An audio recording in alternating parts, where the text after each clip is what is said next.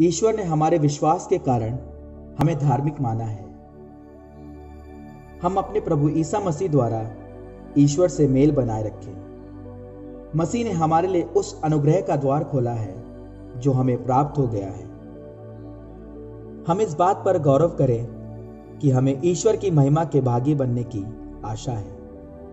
इतना ही नहीं, हम दुख तकलीफ पर भी गौरव करें, क्योंकि हम जानते हैं कि दुख तकलीफ से धैर्य, धैर्य से दृढ़ता और दृढ़ता से आशा उत्पन्न होती है।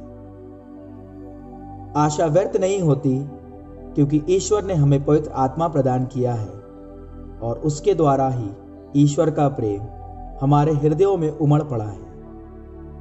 हम निस्सहाय थे जब मसीह निर्धारित समय पर विधर्मियों के लिए मर गए।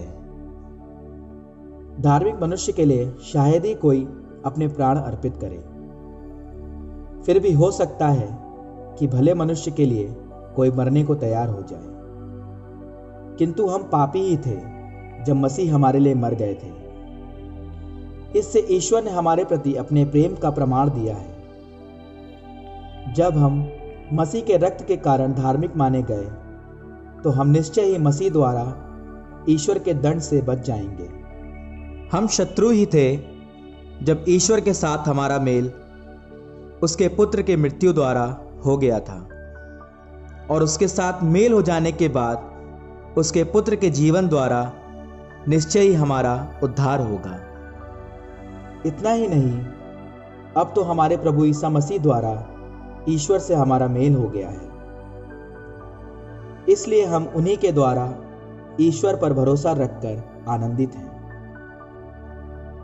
एक ही मनुष्य द्वारा संसार में पाप का प्रवेश हुआ और पाप द्वारा मृत्यु का। इस प्रकार मृत्यु सब मनुष्यों में फैल गई, क्योंकि सब पापी हैं।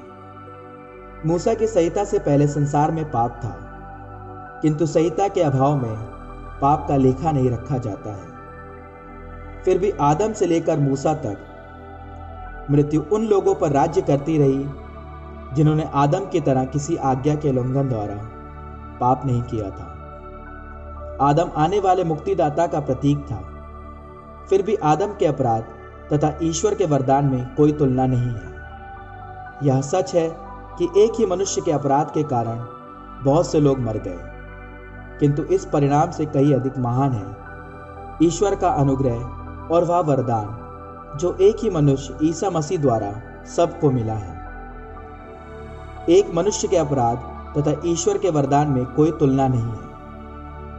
एक के अपराध के फल स्वरूप दंडाज्ञा तो दी गई, किंतु बहुत से अपराधों के बाद जो वरदान दिया गया उसके द्वारा पाप से मुक्ति मिल गई है।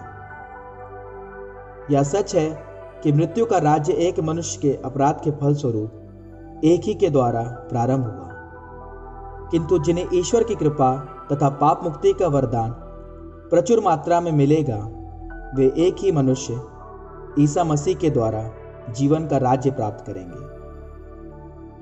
इस प्रकार हम देखते हैं कि जिस तरह एक ही मनुष्य के अपराध के फल स्वरूप सबको दंडाज्ञा मिली, उसी तरह एक ही मनुष्य के प्रायश्चित के फल स्वरूप सबको पाप मुक्ति और जीवन मिला।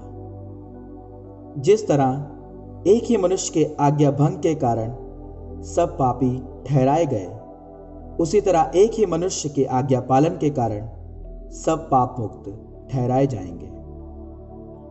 बाद में संहिता दी गई और इससे अपराधों की संख्या बढ़ गई, किंतु जहां पाप की वृद्धि हुई, वहां अनुग्रह की उससे कहीं अधिक वृद्धि हुई।